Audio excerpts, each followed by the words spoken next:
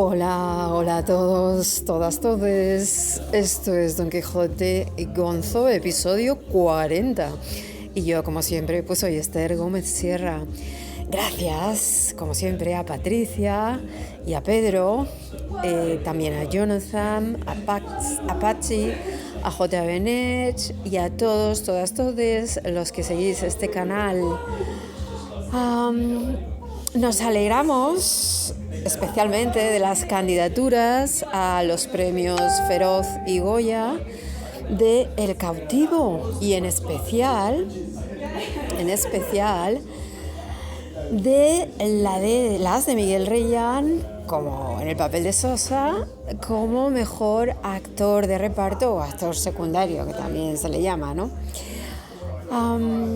Bueno, servidora tiene una semana un poquito intensa de cuidados y recados. Hoy me hallo en un café que no es la cafetería normal, entonces estoy en un entorno hipster, que lo sepáis, la música es hipster a tope. No sé si se oye mucho o poco, espero que se oiga lo suficientemente de fondo como para que amenice esto, pero que también se me oiga a mí.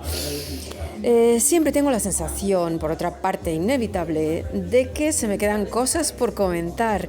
Si quisiera señalar que en el capítulo 31, el capítulo pasado, Don Quijote y Sancho mantuvieron una estupenda discusión sobre el tipo de trigo que estaría manejando Dulcinea, esa que Sancho se está inventando sobre la marcha, ¿no? Y que en algún momento volveremos a esta discusión de ingredientes, porque este canal tiene un especial interés en los aspectos gastronómicos de la novela, como ya sabéis. Segundo elemento, esta segunda cosa es fuertecita, y es que en estos capítulos Sancho sigue pensando, en plan cuento de la lechera, en ese futuro de prosperidad donde figura con prominencia la trata de negros. Como tantos otros en aquel momento y después, Sancho ve en el esclavismo una vía posible de progreso. Que esto esté presente de una manera tan casual, tan dándolo por sentado, sin siquiera comentarios del narrador, nos da la medida de lo asumido que estaba en la ideología general, hasta en los menos sofisticados lugares de la Mancha.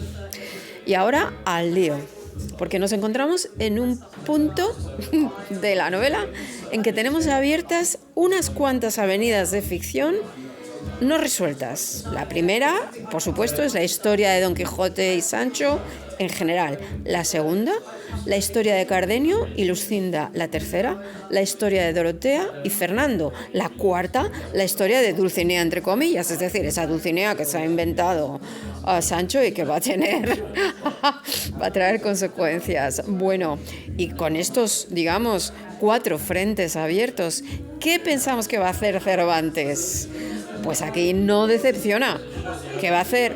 Pues abrir un quinto frente, que será la historia del curioso impertinente, que empezará en el capítulo 33, en el siguiente a este que comentamos hoy. Este que comentamos hoy nos sirve de puente.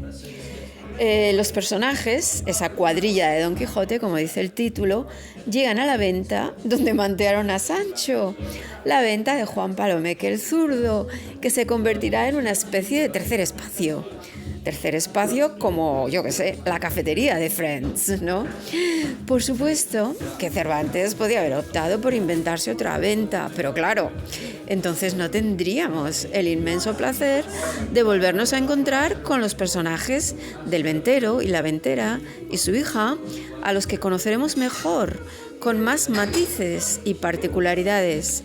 Y, of course, también nos volveremos a encontrar con Maritornes, nuestra Maritornes. Este capítulo 32 funciona como una especie de bisagra literaria, donde se nos ofrece una teoría y práctica de la lectura en el siglo XVII y una magnífica caracterización de los personajes a través de sus diversas interpretaciones del hecho literario y de sus reacciones al género caballeresco. El ventero, al que recordábamos terminante, exigente y con poca paciencia, muestra aquí otra cara. Y voy al fragmento seleccionado para hoy. A ver si lo veo. A lo que yo entiendo, dice el ventero, no hay mejor letrado, es decir, literatura, escrito, en el mundo que las novelas de caballerías, ¿se entiende? Y que tengo ahí 2 o 3 de ellos, con otros papeles que verdaderamente me han dado la vida, no solo a mí, sino a otros muchos, porque cuando es tiempo de la siega, se recogen aquí las fiestas muchos segadores, y siempre hay algunos que saben leer, el cual coge uno de estos libros en las manos y rodeámonos de él más de 30, y estámosle escuchando con tanto gusto que nos quitan 1000 canas. A lo menos de mí sé decir que cuando oyo decir aquellos furibundos y terribles golpes que los caballeros pegan, que me toma gana de hacer otro tanto y que querría estar oyéndolos noches y días. Pues aquí tenemos otro adicto a la literatura, otro lector empedernido, aunque sea siempre de los 2 mismos libros, y que se leen, como vemos, en un contexto de lectura oral y lectura grupal, ¿no? Siempre hay algún segador, algún agricultor que no es analfabeto y puede dar voz a esos textos, y los demás se congregan alrededor, escuchando, pues con embeleso, ¿no? No solo eso, les da la vida, y me gusta ver el mismo giro que utilizamos cotidianamente aquí, ¿no? Y les quita las canas, les rejuvenece, les da vitalidad, les insufla vida, ¿no? Me parece precioso todo esto. Dorotea, lista como ella sola, lista como una ardilla, enseguida se percata de lo que Ventero y Don Quijote tienen en común, hasta el punto de que le dice a Cardenio, por lo bajini, que al Ventero le falta poco para hacer la segunda parte de Don Quijote. Entendida esta segunda parte no como continuación, sino como parte musical en armonía o segunda voz, o como actor secundario o de reparto en una obra. El Ventero cree tanto en las descabelladas aventuras de Félix Marte de Hircania, que es uno de los libros que tiene ahí, y es este libro al que vimos churrascarse en el escrutinio del capítulo 6, cree tanto en lo que se cuenta en este libro como Don Quijote mismo. Solo les separa que el Ventero acepta que estas aventuras pertenecen al pasado, mientras que Don Quijote se ha saltado la secuencia temporal, ha recurrido en su locura a ese tiempo alterado, folclórico, del que hablábamos en el episodio de la semana pasada. Cardenio señala con condescendencia que el Ventero, cito, tiene por cierto que todo lo que estos libros cuentan pasó, ni más ni menos que lo escriben.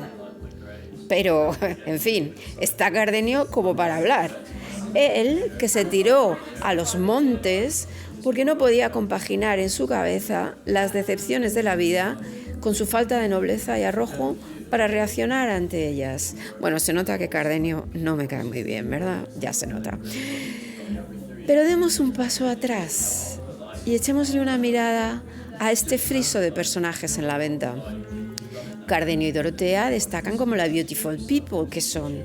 Todos en la venta quedan asombrados, y abro comillas, de la hermosura de Dorotea y aún del buen talle del zagal Cardenio, y cierro comillas. Tenemos, por otra parte, una especie de entremés cómico a costa de las barbas con que se había disfrazado, camuflado el barbero. Recordad que son unas crines robadas de la venta misma y que la ventera reclama, profiriendo una serie de comentarios que resultan involuntariamente salaces. La ración de chistes pues está servida, y leo: para mi santiguada, que no se ha aún de aprovechar más de mi rabo para su barba, y que me ha de volver mi cola. Que anda lo de mi marido por esos suelos que es vergüenza. Digo, el peine, que solía yo colgar de mi buena cola. Bueno, jajaja, doble sentido, esto, aquello, las risas, ¿no? Hablando de servir, Parece que el tema de la comida va a mejorar en esta estancia. La conversación sobre libros, lecturas y lectores es en realidad una charla de sobremesa en la que todo el mundo se retrata.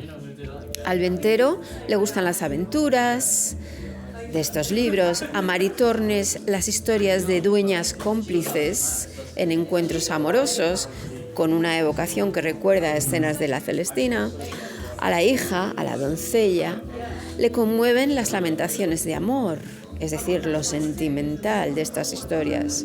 Se presenta, como contrapunto, la historia del gran capitán con la vida de Diego García de Paredes, que es otro ejemplar que tiene el ventero en su poder.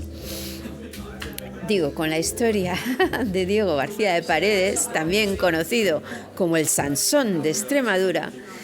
Y digo, este texto se presenta como el contrapunto de las ficciones caballerescas, pero a poco que se profundice, especialmente en el relato de las hazañas inverosímiles de García de Paredes, cualquier lector puede empezar a sospechar que la diferencia no está tan clara, especialmente en las autobiografías soldadescas, como la que el propio Ginés de Pasamonte, por ejemplo, reveló estar escribiendo en el episodio de los galeotes, por ejemplo, ¿no? El cura, Dorotea, el barbero, Cardenio, se sienten superiores a Don Quijote, también nosotros, ¿verdad? A Don Quijote y al ventero, sobre todo porque este último no termina de comprender la necesidad y licitud de la ficción que el cura tiene que explicarle. El ventero arguye que el marchamo del Consejo Real para la publicación de esos libros caballerescos es su garantía de verdad. Y claro, no le falta razón en el sentido de tomar literalmente la palabra de la justicia. La pregunta es tan sofisticado, tan inteligente, tan razonable, tan superior creer a los cronistas? Cervantes, de algún modo, nos da su posible respuesta con la novela que tenemos entre manos, no lo olvidemos, la crónica redactada por Cide Hamete. Una crónica que, por cierto, nunca estará del todo completa. Me causa mucha curiosidad lo que se dice al principio de este capítulo 32. Cito: sin que les sucediese cosa digna de contar, llegaron otro día a la venta. Cierro cita. Me intriga ese espacio de silencio, quizá de aburrimiento, donde acaso sucederían cosas que a nosotros, lectores del siglo XXI, nos harían pensar y o disfrutar. Así son las decisiones del egem cronista, o sea, del narrador, o sea, del autor, en última instancia. Hay algo que queda claro. Sancho ya no es quien se encarga de Don Quijote en solitario. Ahora hay un nutrido grupo de personas y cabe preguntarse siempre qué es lo que saca cada uno de esta situación, empezando por el cura, que maneja los libros con tanta racionalidad y con tanto conocimiento y con tanta pasión.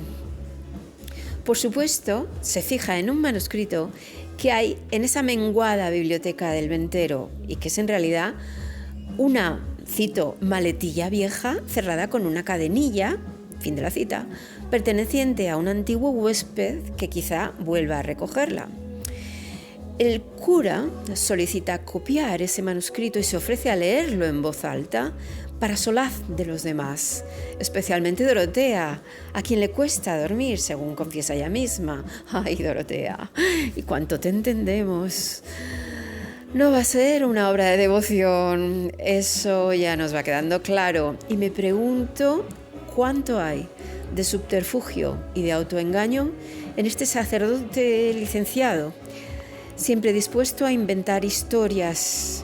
Aquí en este capítulo, pues por ejemplo, diciéndole al barbero lo que tenía que decir cuando se le cayó la barba para que la historia siga resultando verosímil de cara a Don Quijote, etcétera, etcétera.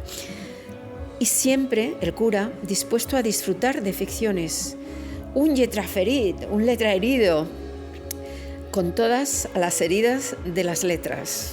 Bueno, como nosotros. Que paséis buen fin de semana, que estéis bien, que estéis tranquilos. Hasta la semana que viene. ¡Mua!